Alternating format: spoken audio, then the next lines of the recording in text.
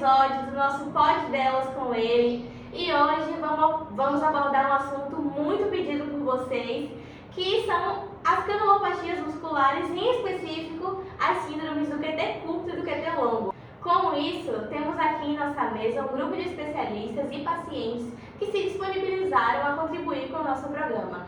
Vamos dar início apresentando as nossas doutoras. Muito obrigada, doutoras, por comparecerem aqui, doutora Deise Eduardo, doutora Isabelle, os nossos bioquímicos renomados, doutora Jennifer e doutor Álvaro. Muito obrigada por estarem aqui. Vamos iniciar então esse nosso quadro de hoje, conversando um pouquinho melhor sobre as canalopatias numa visão médica. Doutora Isabelle, eu queria que você introduzisse pra gente o que é canalopatias, a síndrome do QT curto e do QT longo que vamos abordar hoje. Você fica à vontade.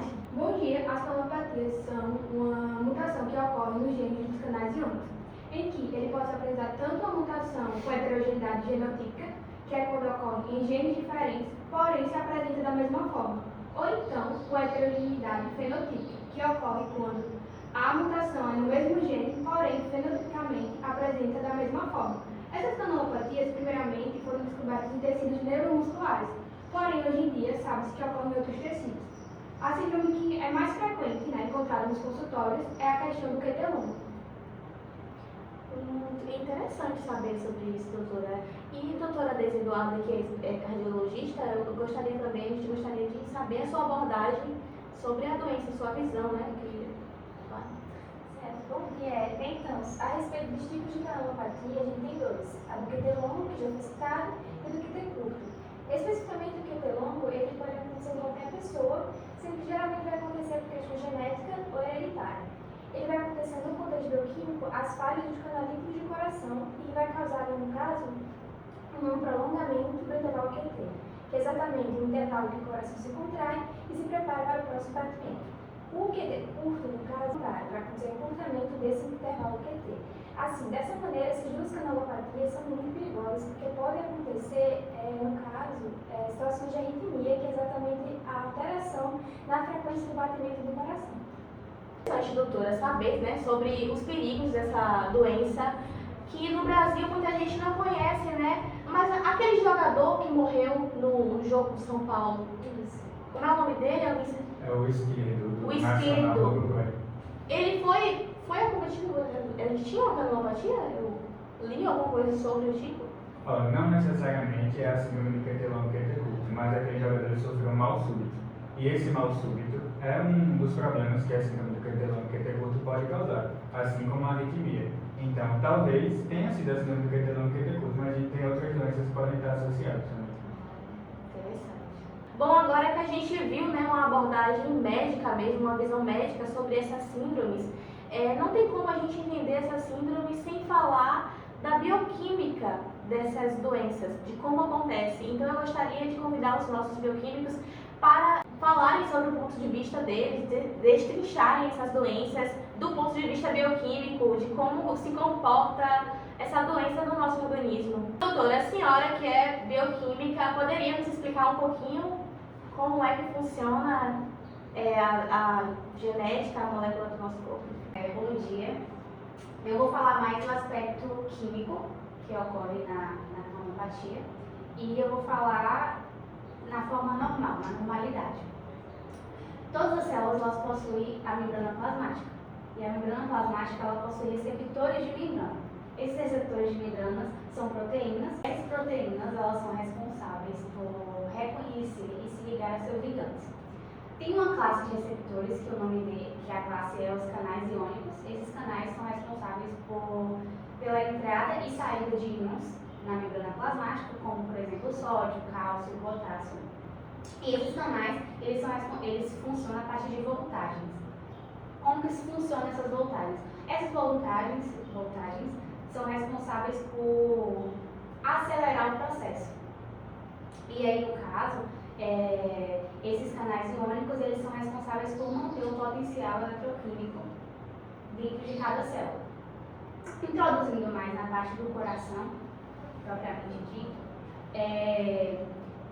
como que ocorre? Inicialmente, o coração, as células do coração, elas se encontram negativas. E a partir disso, o nosso corpo, ele entende que necessita da entrada de sódio. Então, os canais iônicos do sódio, eles se abrem e começa a entrar sódio dentro das células. A partir do momento que entra sódio, ocorre o quê? O potencial máximo dentro da célula. Então, a célula fica positiva. Nesse momento, acontece o quê? A abertura dos canais de potássio. Então, necessita da saída de potássio dentro da célula. Então, acontece o quê? A saída de potássio e, juntamente com isso, ocorre a despolarização da célula. Nisso, o potencial eletroquímico da célula, ele é considerado baixo, ele diminui. Então, a partir desse momento, acontece também a abertura dos canais de cálcio. Quando ocorre a abertura dos canais de cálcio, o que acontece? O cálcio entra para dentro da célula com o intuito de manter um potencial constante, equilibrar, no caso. E aí, quando ocorre isso, inicia-se a repolarização celular. Quando ocorre a repolarização celular, a entrada de cálcio dentro da célula, quando a célula se encontra em equilíbrio, logo em seguida ocorre o fechamento dos canais de cálcio, porque a célula já se equilibra. E nisso finaliza o processo de repolarização. Nossa, e é interessante, né, saber, porque o corpo humano é um sistema completamente complexo. A gente está abordando aqui uma síndrome, uma condição que é apenas uma das várias que ocorrem no nosso corpo e é totalmente complexa, né? E a gente vale ressaltar que, para ter um mecanismo, as contrações do coração, para ela funcionar de forma correta, esses canais iônicos eles precisam funcionar nessa medida, principalmente dando ênfase na voltagem. A voltagem de cada canal iônico ela é responsável exatamente por ser um processo constante que não pode parar. Então, a partir do momento que tem uma deficiência genética ou que seja nesses canais, ocorre a enfermidade. Então, como podemos perceber no gráfico que está aparecendo aí na tela, inicialmente o potencial eletroquímico da célula ele se encontra negativo. Como ele se encontra negativo, há uma necessidade da abertura dos canais iônicos e da entrada de sódio. A partir do momento que começa a entrar uma grande quantidade de sódio dentro da célula, esse potencial tende a ficar positivo. Então, ele começa a ficar positivo, até que ele chega no seu ápice, no seu ponto máximo de positividade. Quando ele chega nesse ponto máximo, ocorre a abertura dos canais de potássio. Quando acontece a abertura dos canais de potássio, há a necessidade da saída de potássio dentro da célula. E quando sai potássio dentro da célula, ocorre um momento que é conhecido como despolarização celular. Quando o potássio sai, a célula começa a diminuir o seu potencial positivo. E aí ocorre a abertura dos canais de cálcio. Quando ocorre a abertura dos canais de cálcio, inicia-se o processo de repolarização celular. Quando inicia a repolarização celular, entra cálcio para dentro da célula. Quando o cálcio entra para dentro da célula, ele tem a responsabilidade de manter constante o potencial eletroquímico. Ou seja, ele tem a função de manter o potencial eletroquímico da célula em equilíbrio. Então, pós entrada de cálcio, quando a célula se encontra em normalidade, ocorre o fechamento desses canais, que aí ocorre a finalização do processo de repolarização celular. Bom, então agora que a gente discutiu o funcionamento normal da célula, a gente queria saber também como ocorre essa anormalidade, né? Que a Álvaro vai explicar um pouquinho, fala um pouquinho pra gente. Ok, então, como eu tenho que explicar como ocorre uma mutação e como essa mutação afeta a síntese proteica, eu não vou conseguir explicar de uma forma didática para vocês só falando, então eu vou precisar usar louco.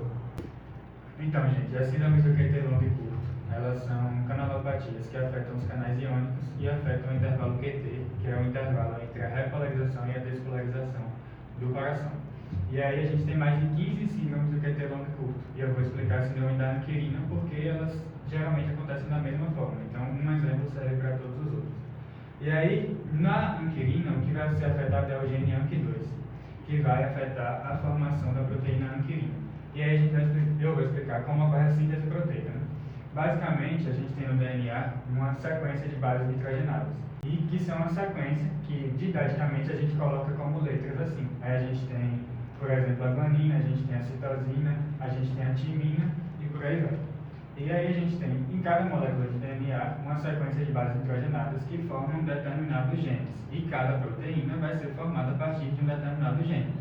Então, a gente tem a sequência aqui, e a cada 3 letras dessa daqui, a gente vai ter o que a gente chama de códon. E um códon vai dar origem a um determinado aminoácido. Só que o problema é que, quando ocorre uma mutação, a gente vai ter uma mudança de uma letrinha dessa daqui. Pode ser essa daqui, por exemplo, a gente vai tirar o C e vai colocar um A. E aí pode parecer uma mudança pequena. Só que uma mudança pequena dessa daqui vai mudar o aminoácido que vai ser formado aqui. E, consequentemente, mudando um aminoácido só, a gente vai ter a mudança da proteína por completo. Então, a gente não vai ter mais a proteína anquirina formando aquele canal iônico. A gente vai ter outra proteína. E com a mudança da proteína, provavelmente, o íon que deveria passar para aquele canal iônico não vai mais passar. Porque vai ser outra proteína que muda completamente a composição do canal iônico. E aí é esse problema que a gente vai ter. Além disso, a canalopatia, além da mutação, ela pode ser causada também por medicamentos cardiotóxicos. A gente tem um medicamento para a leishmaniose, por exemplo, que ele vai atacar o coração, além de outras partes do corpo, mas vai atacar o coração. E aí a gente pode ter uma mudança nesse intervalo QT. Tanto que, quando você está tomando esse medicamento para a leishmaniose, que você pode tomar até 40 doses, por exemplo, você tem que fazer um eletrocardiograma por dia, para saber se o QT está alterado. Se esse QT estiver alterado, você, consequentemente, vai ter que parar o tratamento e voltar só quando o QT normalizar. Então, a gente tem essa causa genética, que foi o que eu expliquei aqui, que vai alterar a síntese proteica, e a gente tem a causa adquirida, que vai ser através dos medicamentos cardiotóxicos. Nossa, Álvaro, inclusive eu já tive leishmaniose e eu não sabia dessa questão que o medicamento era tão tóxico, era tóxico, né, para o organismo. É interessante. E você, quando fez o tratamento da leishmaniose, você fazia o eletrocardiograma com frequência? Eu não fui informada, foi um desacaso, né? Então, para você ver o quão perigoso foi essa situação que você passou, porque você teria que ter feito o acompanhamento do seu QT. Você poderia ter desenvolvido uma arritmia, poderia sofrer um mal súbito. Graças a Deus não sofreu, mas poderia. Pois é. Então, devido a essas causas, a gente vai ter a síndrome de QT longo e curto, que vai dar início geralmente a síncopes, e aí depois pode evoluir para uma arritmia, taquicardia, ou mesmo uma morte súbita. Foi o que aconteceu com o jogador que a gente estava falando anteriormente. E é bom sempre procurar um cardiologista, um geneticista, para saber se você pode ser acometido por essas doenças.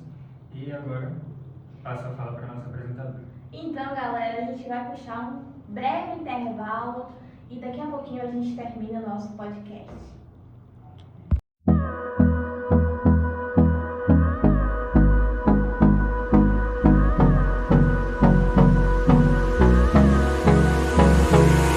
Voltamos, galera, com o nosso Pod Delas com ele. E agora que a gente entendeu todo o funcionamento, né, dessa patologia, eu gostaria de pedir às nossas convidadas que compartilhassem conosco como é o dia a dia delas, convivendo com essa doença. Então, Ana Carolina e Ana Júlia, sejam muito bem-vindas, fiquem à vontade. Ana Carolina, como foi que você já nasceu com essa síndrome, você adquiriu ao longo do tempo? Como é que, explica pra gente aí como é que foi? Primeiramente, bom dia. Bom, eu sempre tive uma vida normal, minha família também nunca teve nenhum episódio de doenças cardíacas, porém, alguns anos atrás, eu fui diagnosticada com leishmaniose. E o tratamento da leishmaniose é um tratamento com medicamento todos os dias, né? Eu tive um tratamento de 60 dias ininterruptos com doses fortes desse medicamento. O que, durante esse tratamento eu nunca senti nada, porém, ao final desse tratamento eu tive um episódio de desmaio com sintomas de epilepsia, sinais. E após isso, eu fui encaminhada para o hospital e lá eles fizeram um eletrocardiograma que revelou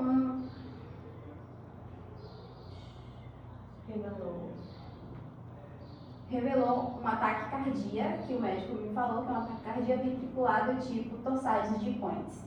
O que levou ao diagnóstico de síndrome do QT longo.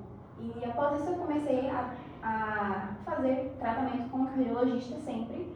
Ele me passou o medicamento para evitar que eu tivesse novamente esse quadro, porém eu acabei tendo novamente e tive também uma parada cardíaca.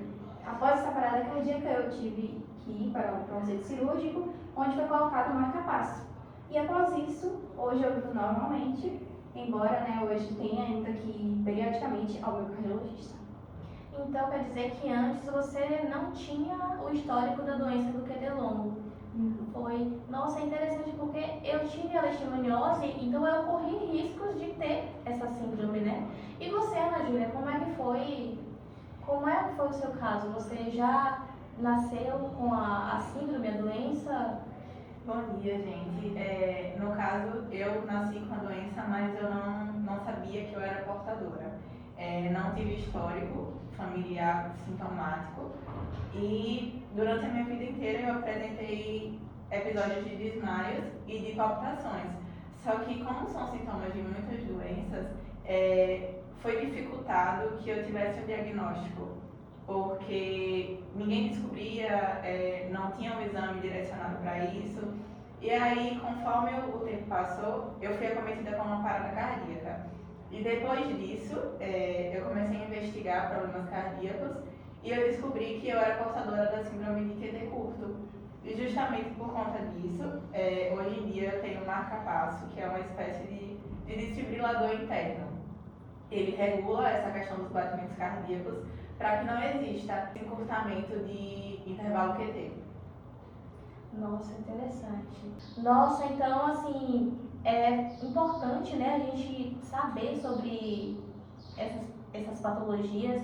É muito interessante porque tem muitas questões que a comunidade não sabe. Então, isso é muito interessante a gente trazer aqui para vocês e foi muito bom também vocês terem pedido essa patologia para desmistificar, né, o conhecimento de vocês e meu também, né, que aprendi muito hoje aqui com vocês, tanto com os especialistas como com as pacientes. Então, finalizamos hoje o nosso episódio do Pod Delas com ele e gostaria de agradecer a vocês por terem mandado pedido que a gente abordasse essas patologias, que é uma patologia muito interessante da comunidade entender mesmo. Continuem mandando o que vocês querem que a gente fale aqui, porque aqui você pede e a gente responde. Não se esqueçam de se inscrever no nosso canal, ativar o sininho para não ficar de fora de nada que a gente posta. Deixa seu like e não percam o nosso próximo episódio de distrofia musculares. E com isso, obrigada, galera. Um beijo e é isso.